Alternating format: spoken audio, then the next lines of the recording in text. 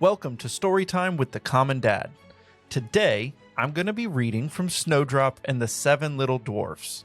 If you have a copy at home, be sure to grab it now.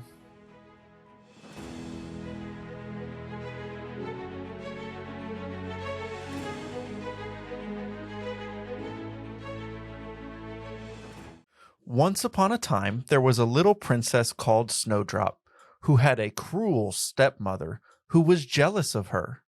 The queen had a magic mirror, which could speak to her, and when she looked into it and asked who was the fairest lady in the land, the mirror told her she was, for she was very beautiful. But as Snowdrop grew up, she became still more lovely than her stepmother, and the mirror did not fail to tell the queen this. So she ordered one of her huntsmen to take Snowdrop away and kill her. But he was too tender-hearted to do this, and left the maiden in the wood and went home again.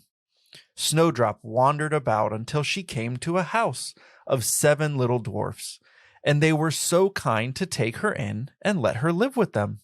She used to make their 7 little beds and prepare the meals for the 7 little men, and they were all quite happy until the queen found out from her mirror that Snowdrop was still alive.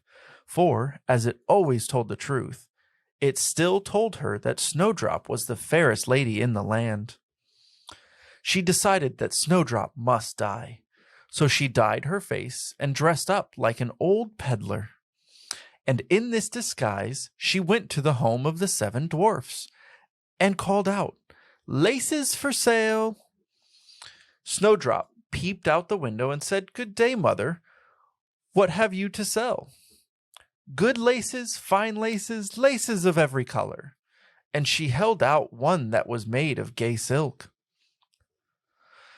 Snowdrop opened the door and bought the pretty lace. "Child," said the old woman, "you are a sight. Let me lace you properly for once." Snowdrop placed herself before the old woman, who laced her so quickly and so tightly she took away Snowdrop's breath, and she fell down as though dead. Not long after, the 7 dwarfs came home, and they found that she was laced too tight, and cut the lace, whereupon Snowdrop began to breathe and soon came back to life again. When the queen got home and found by asking her mirror that Snowdrop was still alive, she planned to make an end of her for good. So she made a poisoned comb and disguised herself to look like a different old woman. She journeyed to the dwarves' home and induced Snowdrop to let her comb her hair. The minute she put the poisoned comb in her hair, Snowdrop fell down as though dead.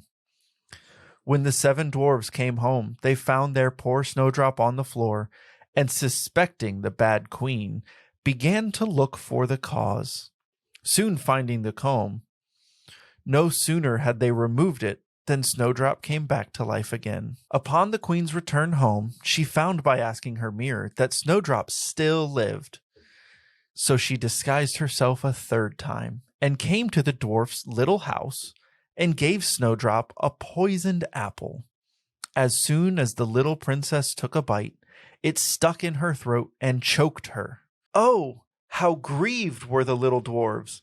They made a fine glass coffin, and put Snowdrop into it, and were carrying her away to bury her, when they met a prince who fell in love with the little dead maiden, and begged the dwarfs to give her to them.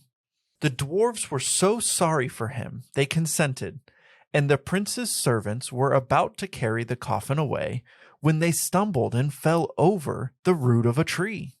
Snowdrop received such a violent jerk that the poisonous apple was jerked right out of her throat, and she sat up and was well again.